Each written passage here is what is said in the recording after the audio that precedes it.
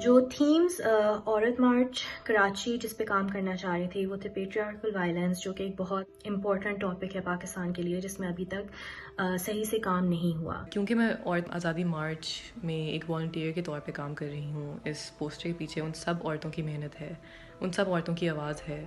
جو سالوں سے اپنے حقوق اور عورتوں کی برابری کے لیے کام کر رہی ہیں. بیسکلی کہ یہ ایک ہیلدی عورت ہے، اور وہ اس لیے ہیلدی ہے کہ اس کی جو انوائرمنٹ ہے وہ اس کو سپورٹ کر رہی ہے. تو میں نے بنایا ہوا ہے کہ وہ دنیا کیسے ہوتی اگر ہم عورتوں کو پرائیورٹی دیتے اور ان کی ہیلتھ کو ہم سامنے رکھتے ہوئے سسٹمز بناتے. اس میں obviously جو عورتیں سامنے پوسٹر کے اندر فیچر ہیں وہ تو ہیں، لیکن جو پیچھے میسیجز ہیں، رائٹنگز لکھی ہوئی ہیں، میرا جسم میری مرضی لکھا ہوا ہے وہاں پہ. اس کے علاوہ اسپیک اپ وغیرہ لکھا ہوا ہے،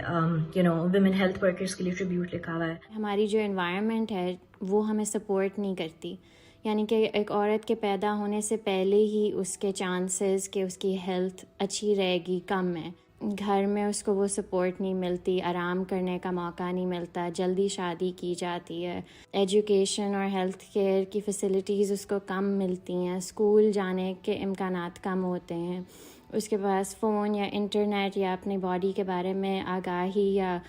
انفارمیشن یا اویئرنیس کہ کیا ہو رہا ہے وہ اس کو کمی نہیں ایکسیس ہی نہیں ملتا. بلوچستان کی ایکٹیوسٹس اور ان کے چلنے کا انداز، ان کے بولنے کا انداز اور ان کے لباس سے متاثر ہوئی ہوں، اور انہی رنگوں کے ذریعے، انہی ڈیزائنز کے ذریعے میں ان کو ایک پروقار